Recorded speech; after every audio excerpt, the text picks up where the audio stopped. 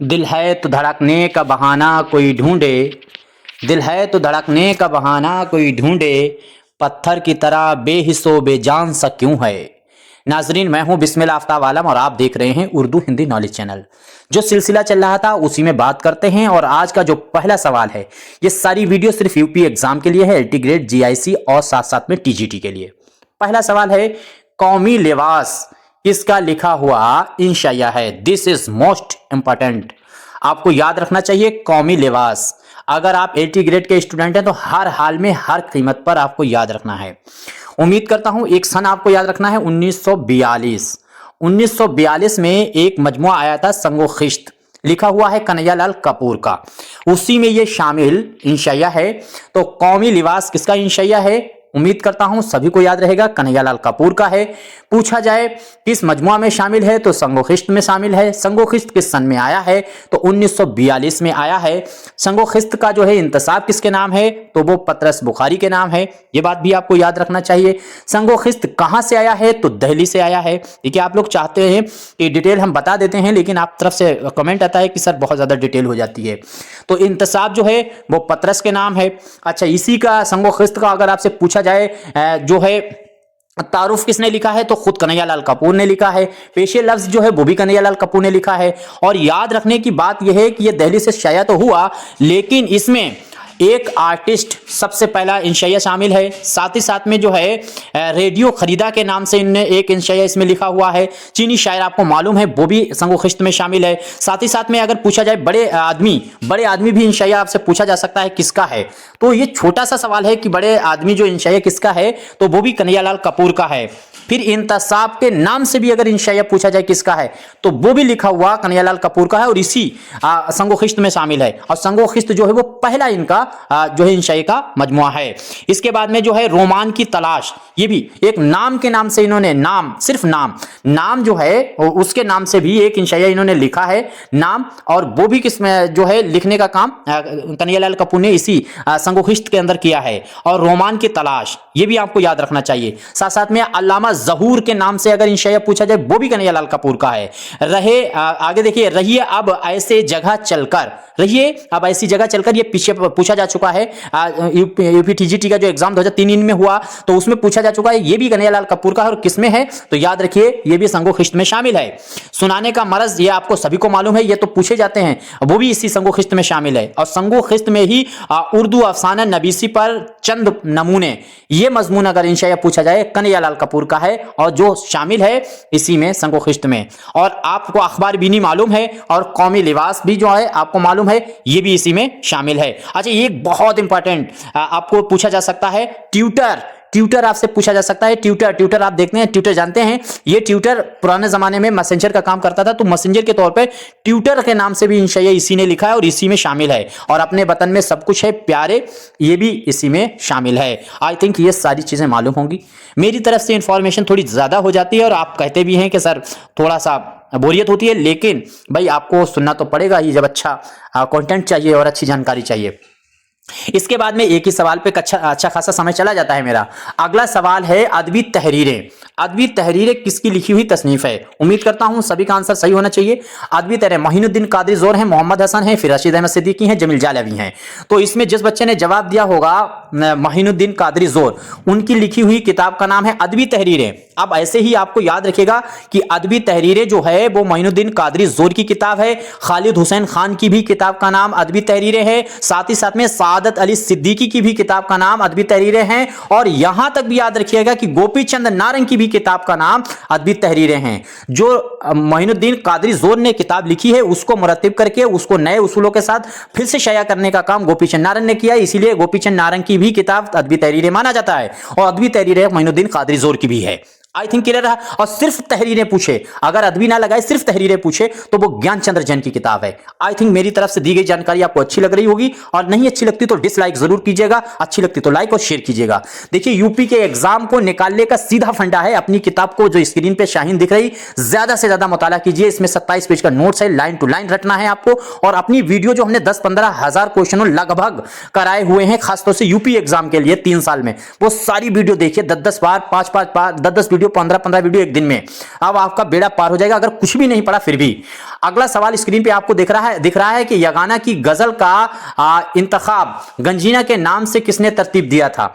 ये भी देखिए सवाल पीवाईक्यू में आए हुए सवाल हम आपके सामने लेकर के आए हैं, ये भी आपको याद रखना है। तो जो है यगाना की गजलों का इंतखाब था गंजीना के नाम से, उसको तरतीब देने का काम किसने किया है? अली सरदार जाफरी का नाम आपको हर हाल में याद रखना है। आई थिंक अब याद रहेगा। इसके बाद में अगला देखिए सवाल है बीरन हमरी नाव पड़ी बीच समंदर धार, बीरन हमरी नाव पड़ी बीच समंदर धार, खेबन हारो चल बसे पार करो करतार। ये जो है आपको बताना है गीत का टुकड़ा कुर्रतुल ऐन हैदर ने अपनी किस नॉवेल में इस्तेमाल किया है। 3-4 बार रिपीट हुआ ये सवाल है, ये शेर आपको रट जाना चाहिए, अब तो कम से कम रट ही लेना चाहिए। जिंदगी बार बार मौका नहीं देती है और दोबारा जिंदगी में इतनी सीटें नहीं आएंगी, चाहे सरकार किसी की भी आ जाए, यही मौका आपके पास आखिरी मौका है और इसी में पूरी ताकत लगाइए। देखिए इसमें आपका आंसर जो सही होगा उम्मीद करता हूं वो होगा चांदनी बेगम। चांदनी बेगम जो है वो कुर्रतुल ऐन हैदर का नॉवेल है और ये वही नॉवेल अकेला इकलौता नॉवेल इनका है जिसमें किसी भी शायर के शेर से नाम जो है अपने नॉवेल का नहीं लिया है। बाकी इन्होंने कारे जहां दराज है या सफीना का में दिल है, मेरे भी सनम खाने है, ये तमाम शायरों के लिए गए हैं। डिटेल में नहीं बताएंगे, मेरे पास टाइम भी कम है। और देखिए वीडियो आप पीछे की देख सकते हैं, जो स्क्रीन पे नंबर, इस पे कांटेक्ट करके आप मंगा सकते हैं। ज्यादा हम बार बार जो है डिटेल में नहीं बोल पाएंगे, टाइम कम है। आगे देखिए फजलुद्दीन मंटू के किस अफसाने का किरदार है? फटाफट जवाब दीजिए। ये भी पीवाईक्यू में आया हुआ है कि नया कानून है, टोबा टेक सिंह है, गुसल खाना। अब ये भी याद रखिए जो है खोल दो। तो नया कानून सभी को मालूम है, मंगू कोचवान का किरदार इसमें है, कई बार पूछा जा चुका है। तो नया कानून जो है वो तो अफसाना आपको मालूम है मंटू का है, टोबा टेक सिंह भी मालूम है, खोल दो भी मालूम है, लेकिन आपको गुसल भी याद रखना, ये भी मंटू का ही है। और आपका जो आंसर सही होने वाला है टोबा टेक सिंह है।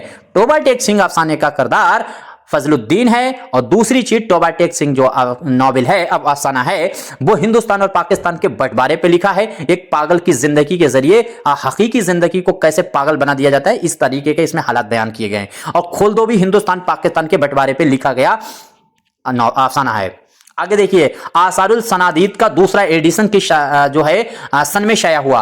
अभी तक तो ये आपसे सवाल पूछा जाता था कि एडिशन, पहला एडिशन ही पूछ लेते थे ये कब शाया हुआ, अब तो दूसरा भी एडिशन पूछना है। जैसे फायर एरिया का पहला एडिशन 1994 में आया और दूसरा एडिशन जो है वो 99 में आया है। इस तरह से आपको याद रखना चाहिए।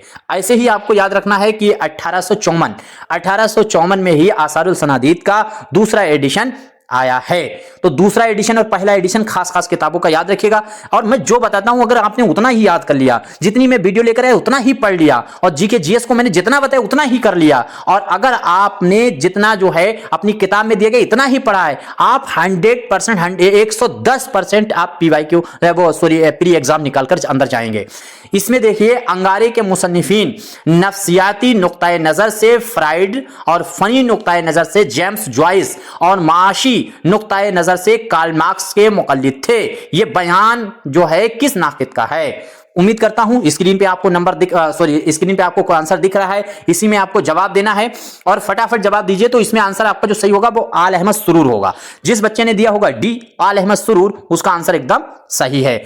अगला सवाल है मार्गरेट और जेम्स क्रॉस क्ले, ये भी याद रखिए कैरेक्टर हैं। तो मार्गरेट, जेम्स क्रॉस क्ले और साथ ही साथ में मेरी पावल, ये तीनों किरदार जो हैं वो किस नॉवेल के हैं? तीनों कैरेक्टर आपको याद रखना है। एक ये कैरेक्टर आपको याद रखना है मेरी पावल, एक ये याद रखना है जेम्स क्रॉस क्ले, और एक ये याद रखना है मार्गरेट।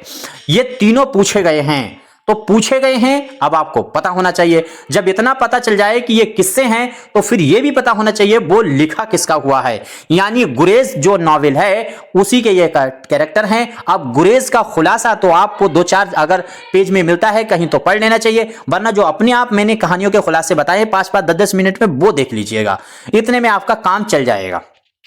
अगला सवाल देखिए, सवाल है फरेब हस्ती और सुहागन बेबा तो किस शायर की नज़में हैं? जोश मलियावादी, सुरूर जहांवादी, आल अहमद हाली या फिर चकबस्त?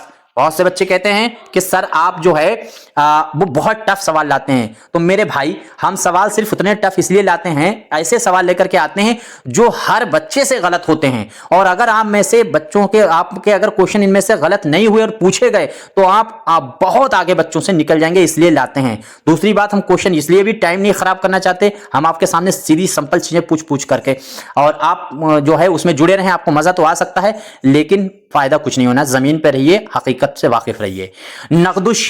नकदुश शेर में हम आपको बता दें ये किसकी किताब है। देखिए, अगर एलटी ग्रेड का एग्जाम दे रहे तो ये 4 जो आपको बंदे दिख रहे हैं, इन 4 की ही किताबें आपको याद रखना चाहिए, ज्यादा पढ़ने की जरूरत नहीं है।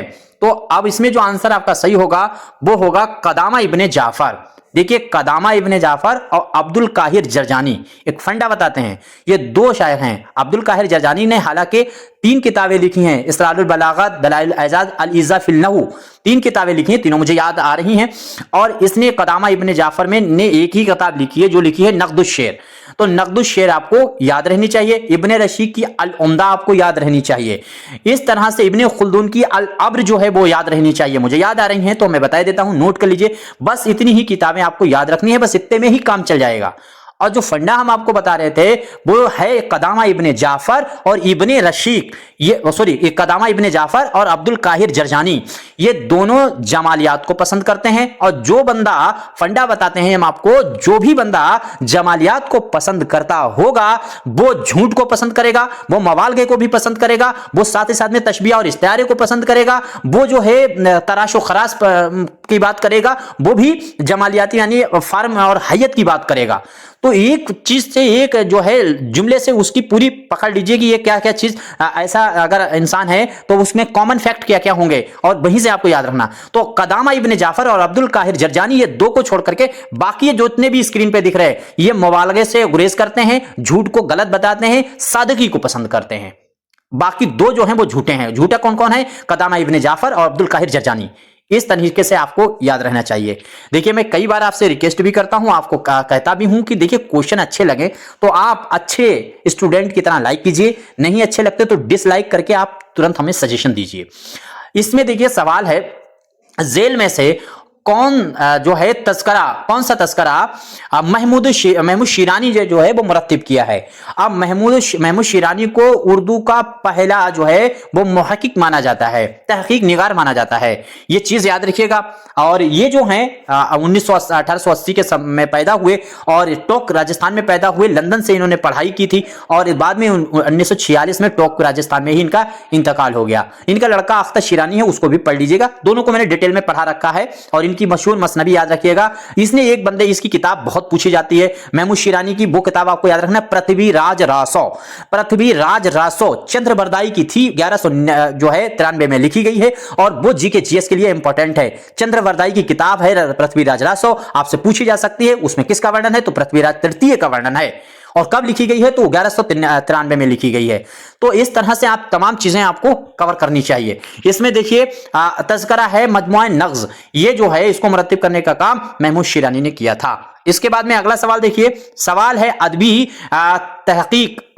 तहकीक मसाइलो तज्जिया, ये 4-5 बार रिपीट कर चुके हैं। ऐसा कोई एग्जाम ही नहीं जा रहा था अभी 2020 से लेकर 25 तक जिसमें ये पूछ नहीं रहे, तो अब तो कम से कम याद हो जाना चाहिए, क्योंकि एलटी ग्रेड में भी रिपीट कर सकते हैं। रशीद हसन खान की ये किताब है। इसी तरह से रशीद हसन खान की जो इमला कैसे लिखे, इबारत कैसे लिखे, ये भी किताबें आपको याद रखनी है। और रशीद हसन खान के बारे में 2 फैक्ट और, यानी सहरुल बयान और गुलजार नसीम, दोनों को मुरत्तिब करने का काम रशीद हसन खान ने किया है। साथ ही साथ में दीवाने या जो है दर्द को भी मुरत्तिब करने का काम किया है, दीवाने सौदा को भी मुरत्तिब करने का काम रशीद हसन खान ने किया है। इस मसलहाते ठगी, इनकी किताब याद रखना, कई बार पूछी जा चुकी है। बस यहीं तक बात करते हैं। अब घर की स्क्रीन पे जो है अब अपनी बुक दिख रही है, इसको मंगा करके मुताला खूब कीजिए। अभी आपके पास वक्त है, इसे रट लीजिए और पेपर जो वीडियो आपके सामने आते हैं और जो पीछे के हैं वो रट लीजिए। अगर कुछ भी नहीं तैयार किया फिर भी हम गारंटी कर रहे हैं कि आपका निकलेगा। आपको चीजें याद रहनी चाहिए, लेकिन प्रैक्टिस ही परफेक्ट कर सकती है। शुक्रिया, खुदा हाफिज।